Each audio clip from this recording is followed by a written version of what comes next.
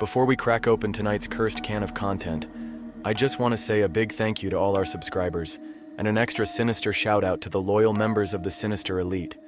You legends help keep the darkness alive.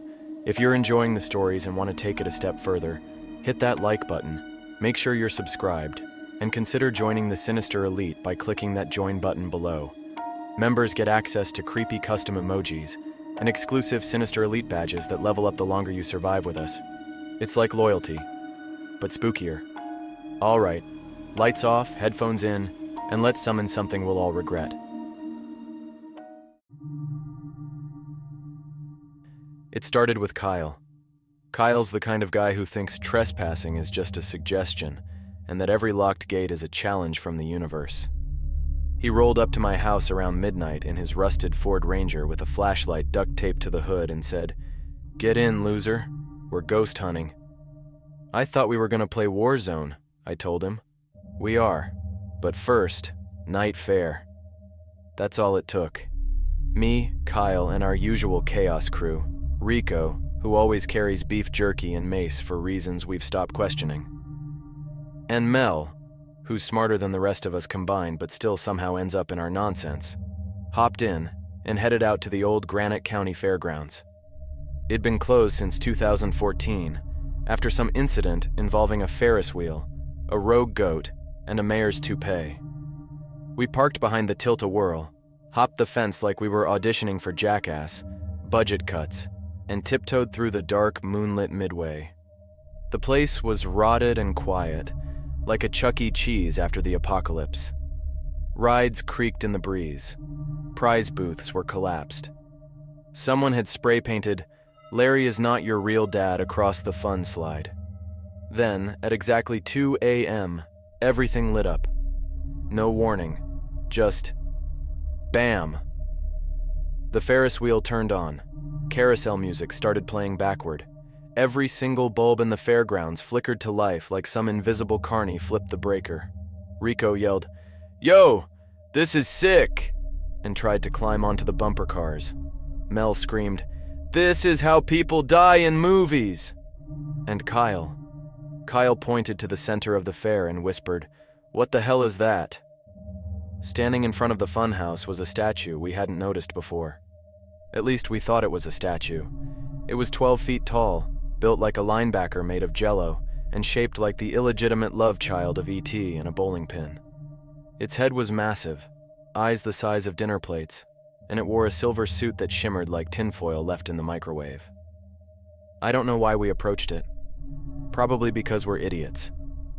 We stood in front of the thing, joking around, Kyle pretending to take selfies with it like he just met a wax figure at Madame Tussauds.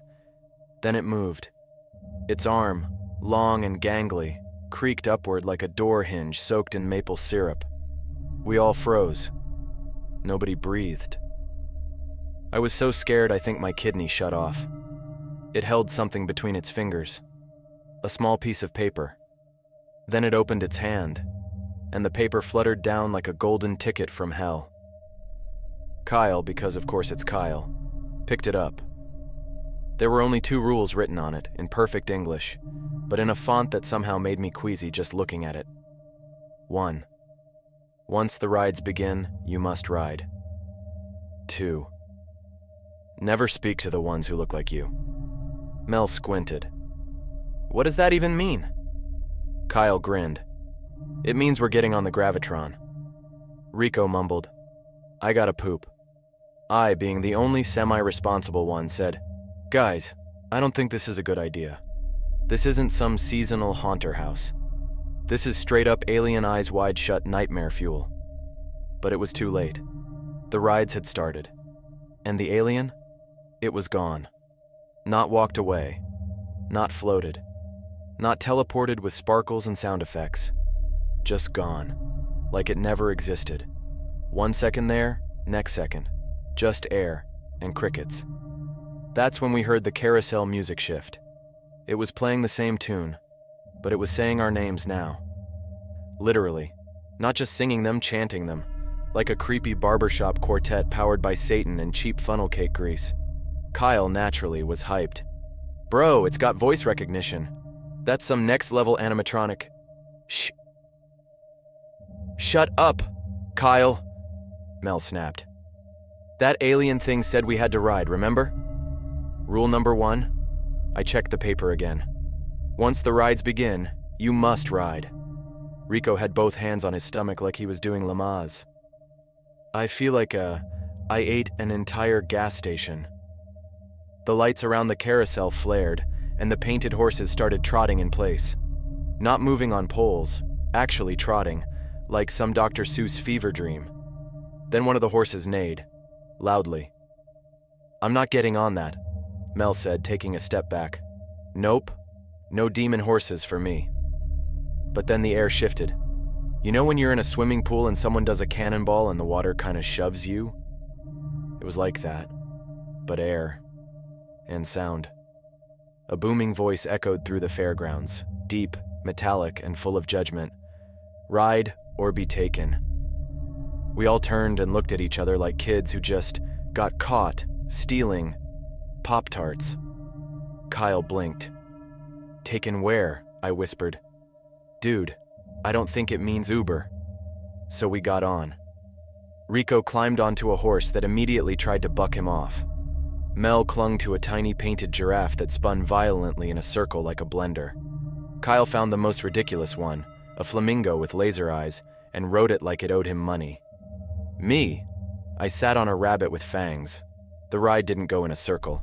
It went somewhere. Not in the physical sense. We didn't move an inch on the ground. But my brain felt like it was yanked through a microwave wormhole. My memories started mixing up. I saw my third-grade teacher with tentacles. My dog was there, wearing pants.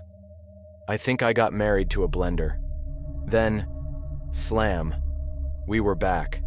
Still on the carousel, still in the fairgrounds. But something was wrong. Very wrong. Across the midway, standing in front of the haunted house were 4 people. Us. Same clothes, same faces, same everything. Mel gasped. Tell me that's a mirror maze trick. But it wasn't. They didn't move like us. They twitched. Their mouths were too wide. Their eyes didn't blink. Rico Clone was drooling. Kyle Clone had 2 left shoes, and then one of them waved. At me. I turned around. Nobody was behind me. The fake me was waving at me. And then they all spoke at once. One unified, raspy voice. Don't break the rules. That was rule 2. Never speak to the ones who look like you. Kyle, of course, opened his mouth. Hey, what happens if... Mel threw a pretzel at his face. Shut up, Kyle. You want to end up as a Walmart discount Halloween prop? The clones began walking toward us. Awkward, jerky steps like bad NPCs in an old PlayStation game. Their heads tilted, their arms dangled. The Rico clone let out a wet hiss, then collapsed and started crawling. Split up! I yelled, which in hindsight was stupid. Every horror movie tells you not to do that, but panic makes you dumb. We scattered like dropped Skittles. I bolted toward the food court area, dodging overgrown weeds and concession carts. I could hear Kyle laughing maniacally behind me like this was the best thing that had ever happened to him. I dove behind the deep-fried Oreo stand and peeked out. The alien statues were back. Dozens of them. Lined up around the edge of the fair, arms folded, heads tilted, like cosmic chaperones at an interstellar prom. None of them moved, except one. It raised its hand again.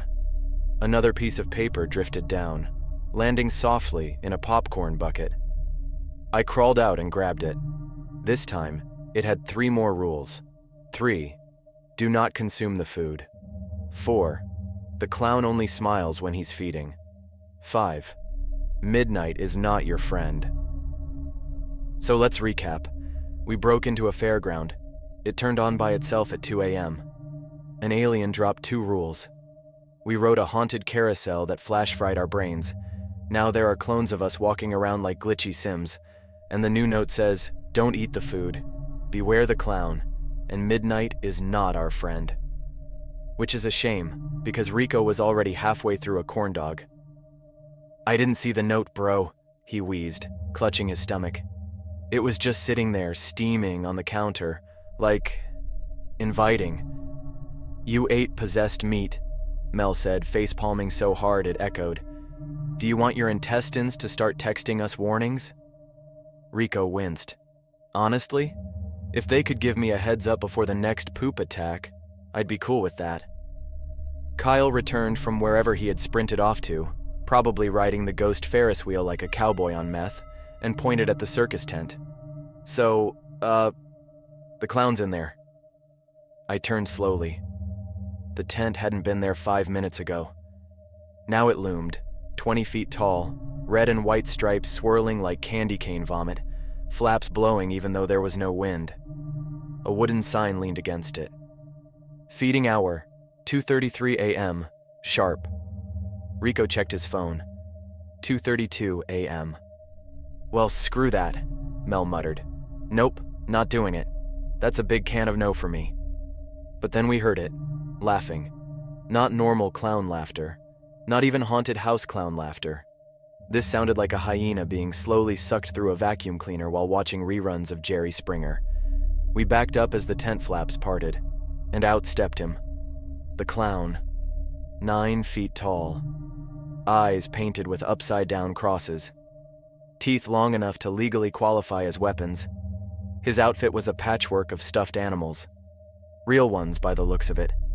His shoes squeaked, but not like normal clown shoes. They squeaked like screams. Then, he smiled. Rule 4. The clown only smiles when he's feeding. Rico panicked. "Do I count as a snack if I already ate something?" "Run!" I screamed, and this time nobody questioned it. We booked it toward the roller coaster tracks, zigzagging through the midway like rats in a dollar store maze. Behind us, the clown let out a screech so high-pitched, I think it killed every mosquito in a 2-mile radius. He gave chase, not running, just gliding. His feet didn't even touch the ground. His smile stretched ear to ear, and his tongue dangled like a pink necktie flapping in the wind. Kyle tripped over a plush unicorn. Rico almost swallowed his AirPods. I hurdled a hot dog cart and pulled Mel behind a plywood cutout of Shrek. From behind the haunted photo booth, Kyle whispered, "Dude, he's sniffing." "What?" "He's sniffing the air, like a bloodhound clown hybrid." Rico tried to crawl under the ring toss table. "Guys, I don't feel so good. That corn dog's fighting back." Mel checked the clock on her phone. "It's 2:38. Feeding time's over, right?" The clown stopped. He turned slowly. His smile faded. Then, he vanished.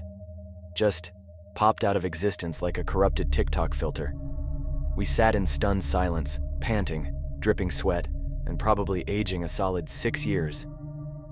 "I think I pooped my soul," Rico whispered. Kyle flopped backward on the grass. Best night ever. I checked the paper again. The 5 rules were still there, but now a 6th line had appeared, faint at first, then slowly darkening like it was being inked in real time by some invisible alien Sharpie. 6. If you make it to dawn, you may ask one question. Choose wisely. We stared at each other. "Question?" Kyle said. "Like, about the universe?" "Or how to escape," Mel said. "Or if Taco Bell meat is actually beef," Rico added, still clutching his stomach. There was a crack of thunder. We looked up, and the sky had changed. No stars, no moon, just a deep swirling purple void, and something moving inside it. I checked my phone. 11:59 p.m. Midnight was next, and Rule 5 said, "Midnight is not your friend." We had about 3 hours till dawn. 3 hours to survive a glitchy alien funhouse, follow 9 rules, and pick one question that would define the rest of our lives. No pressure or anything. We huddled inside the Ferris wheel cart as it creaked around in slow, haunting circles. Down below, the light people had vanished. The clown was, thankfully, nowhere in sight. The alien?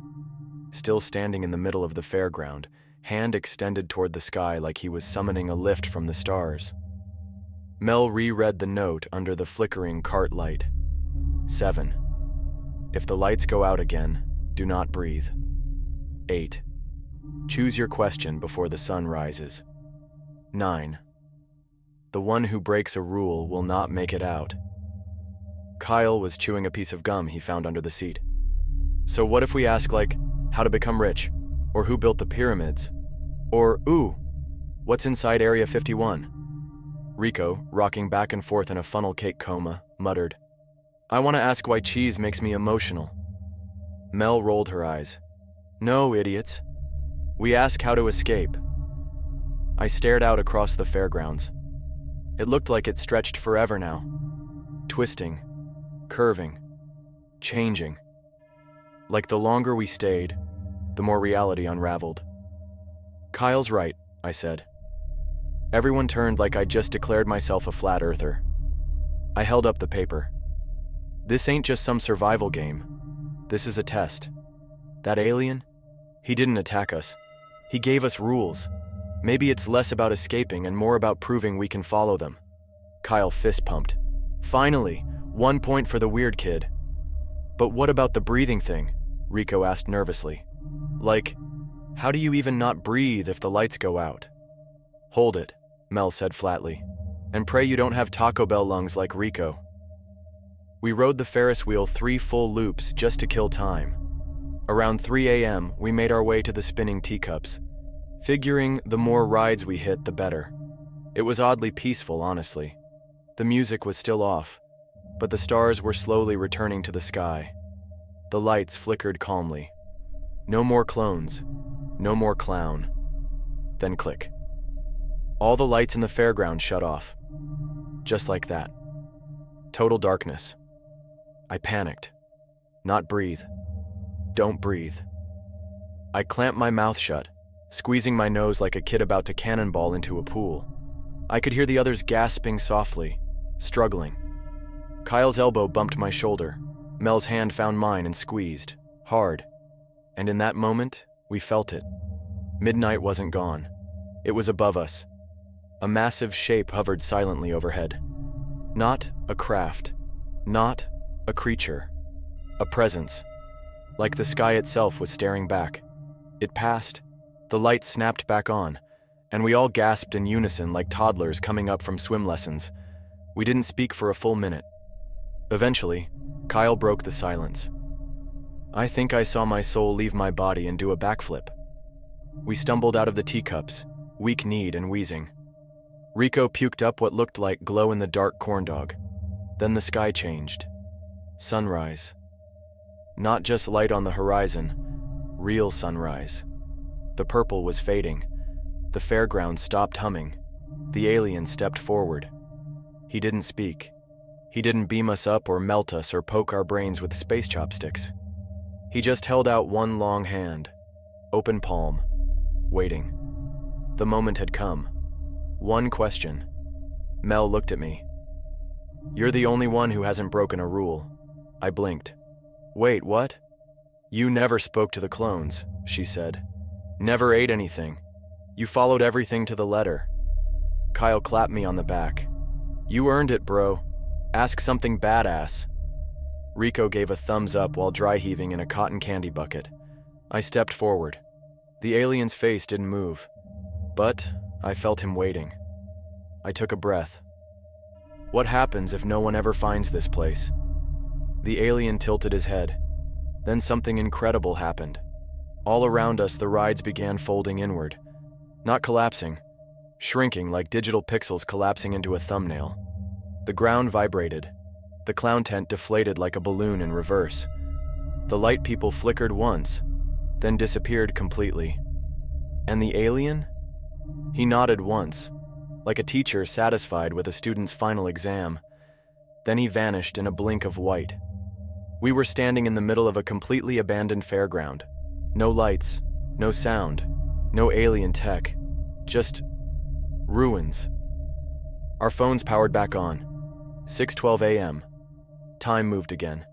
We climbed the fence, walked back to Kyle's truck, and didn't say a word the whole way home. It's been 2 weeks. None of us can remember where the fairground is. Maps don't show it. GPS won't lock onto it. Mel tried filing a report with the city. Nobody's ever heard of Granite County Fair. But sometimes if I'm driving at night, I hear carousel music, and I check the sky, because if it ever lights up again, I know the rules, and I won't be asking any more questions.